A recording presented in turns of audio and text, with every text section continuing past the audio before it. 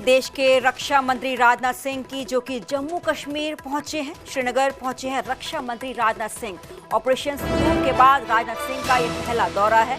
Jammu airbase पर जवानों से मुलाकात उनकी तरफ से राजनाथ सिंह की तरफ से की जा रही है। सुरक्षा व्यवस्था की समीक्षा भी करेंगे राजनाथ सिंह। जम्मू कश्मीर पहुंच चुके हैं देश के डिफेंस मिनिस्टर राजनाथ सिंह। श्रीनगर पहुंचे हैं। ऑपरेशन सिंदूर के बाद राजनाथ सिंह का ये पहला दौरा है, क्योंकि ऑपरेशन सिंदूर को अंजाम दिया गया, सक्सेसफुल भी रहा ऑपरेशन सिंदूर।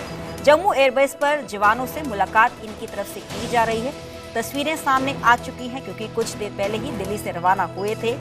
जो जम्मू कश्मीर के एलजी हैं वो भी उनके साथ हैं, और इस दौरान जो आर्मी चीफ हैं जनरल उपेंद्र द्विवेदी, वो भी देश के रक्षा मंत्री राजनाथ सिंह के साथ ही रहेंगे। हौसला अफजाई की जाएगी जवानों की, सोल्जर्स, क्योंकि पाकिस्तान की तरफ से एक प्रोपेगेंडा फैलाया जा रहा था कि जो इंडिया के एयरबेस हैं उनको तबाह किया, डिस्ट्रॉय किया। एक मैसेज पाकिस्तान को देने की कोशिश जाहिर से बात है कि की जाएगी कि जो इंडिया के एयरबेस हैं वो पूरी तरीके से सुरक्षित हैं। तो जवानों से मुलाकात करेंगे रक्षा मंत्री राजनाथ सिंह। एक हौसला अफजाई उनकी तरफ से की जाएगी देश के जवानों की। तो रक्षा मंत्री राजनाथ सिंह जम्मू कश्मीर के दौरे पर हैं, जहां ऑपरेशन सिंदूर के सफल अभियान में शामिल जवानों और अधिकारियों से मिलकर उनकी हौसला अफजाई उनकी तरफ से की जा रही है। इस दौरे में सेना प्रमुख जनरल उपेंद्र द्विवेदी भी उनके साथ हैं, और वे श्रीनगर स्थित 15 कोर मुख्यालय भी जाएंगे, हेडक्वार्टर्स भी जाएंगे। राजनाथ सिंह ने आतंकवाद पर कड़ा संदेश देते हुए कहा कि हमने दिखाया है कि भारत आतंकवाद के खिलाफ जब भी कोई कार्रवाई करेगा तो आतंकवादियों और उनके आकाओं के लिए सरहद पार की जमीन पर भी सुरक्षित नहीं होगी। तो ये संदेश दिया था देश के रक्षा मंत्री राजनाथ सिंह की तरफ से। तो आज मुलाकात की जाएगी। जो देश के जवान इस पूरे ऑपरेशन में मौजूद थे, एयर कमांडर्स थे, ग्राउंड कमांडर्स थे, उनके साथ मुलाकात करेंगे देश के रक्षा मंत्री राजनाथ सिंह।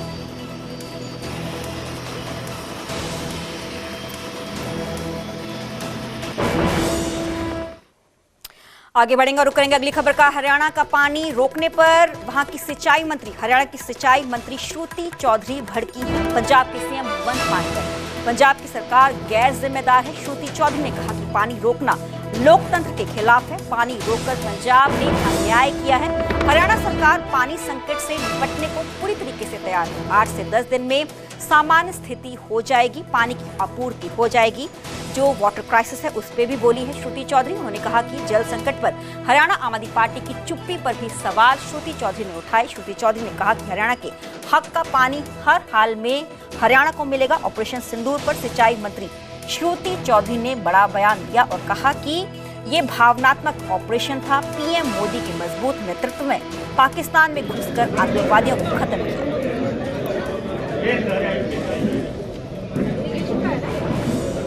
ये रहा कि भाखड़ा का जो पानी है, जो हमारे हिस्से का जो था, जो बीबीएमबी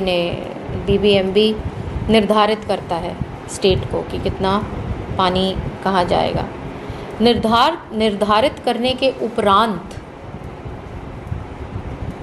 पंजाब नहीं मैं कहूँगी, भगवंत मान जी ने, आम आदमी पार्टी की जो सरकार है, एक बेहद गैर जिम्मेवार सरकार है, और उन्होंने ये काम किया, एक लोकतंत्र व्यवस्था को ख़राब करने का काम किया, जहाँ पे सारी की सारी स्टेट्स शेयर करती हैं पानी।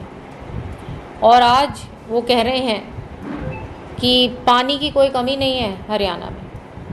आप देखिए कि पीने के पानी की कितनी दिक्कतें लोगों को आ रही हैं। आज भी मैं गांव दक्षिण हरियाणा का क्षेत्र से हम लोग ताल्लुक़ रखते हैं, और आज भी मैं कितने गांव में गई और वहाँ पे टैंकर भेजने की अब नौबत आ गई है।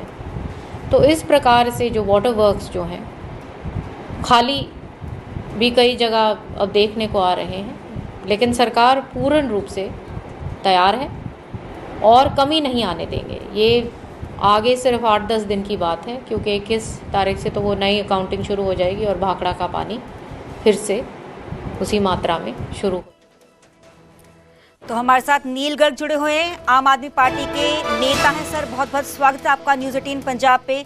हरियाणा की सिंचाई मंत्री ने कहा कि पंजाब की सरकार गैर जिम्मेवार है। सीएम भगवंत मान लोकतांत्रिक व्यवस्था को खराब करने का काम उनकी तरफ से किया गया।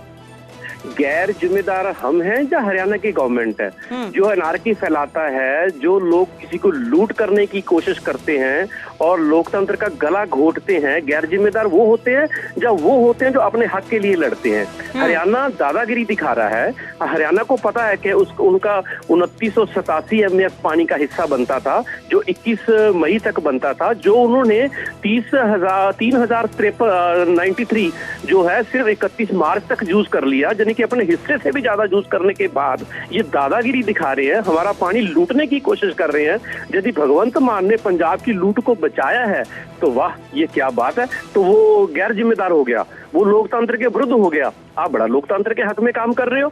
जिस तरीके से राष्ट्र में आप मीटिंगें करवाते हो BBMP की, जिस तरीके से केंद्र प्रेशर कर रहा है, जिस तरीके से हरियाणा की बीजेपी सरकार प्रेशर कर रही है, क्या वो सही है? और सबसे बड़ी बात तो ये है, ये केवल हमारा पंजाब का पानी नहीं लूट रहे हैं। आज एक बड़े पंजाब के अखबार में न्यूज छपी है, तथ्यों के आधार पर छपी है कि 2010 से लेके 2023 तक जितना भी रिपेयर के ऊपर खर्च हुआ BBMP के ऊपर, जिसमें से पंजाब को सिर्फ 60% देना था, 40% हरियाणा और राजस्थान को देना था, वो पूरा की पूरा पंजाब के जिम्मे लगा दिया। यानी कि हमारी आर्थिक लूट भी और हमारे पानियों की लूट भी। जी, तो ऑडिट भी करवाया जाएगा पंजाब सरकार की तरफ से? बिल्कुल बिल्कुल, भगवंत मान साहब ने बोला है, बिल्कुल ऑडिट करवाएंगे। जो दोषी पाए जिनको सजा भी देंगे उन लोगों को। ये दादागिरी, ये लूट अब नहीं चलेगी। जी, चलिए, बहुत बहुत शुक्रिया। नील गर्ग आम आदमी पार्टी के नेता हमारे साथ जुड़े। हालांकि उनकी तरफ से इस बात का जिक्र किया गया कि अपने हक का जो पानी है ऑलरेडी हरियाणा की तरफ से इस्तेमाल किया जा चुका है, पर अब हरियाणा दादागिरी दिखा रहा है।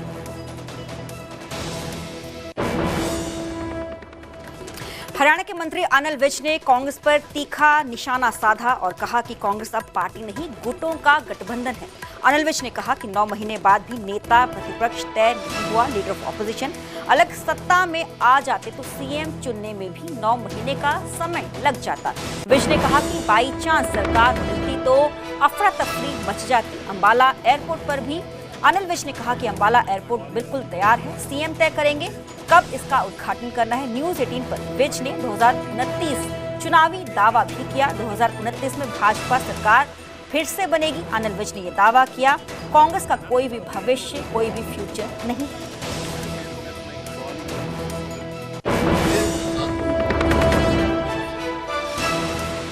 ये तो कुछ गठबंधन है, कुछ ग्रुप्स हैं जो आपस में जुड़े हुए हैं और इनकी डिसीजन लेने की कैपेसिटी भी पूरी तरह से खत्म हो चुकी हुई है।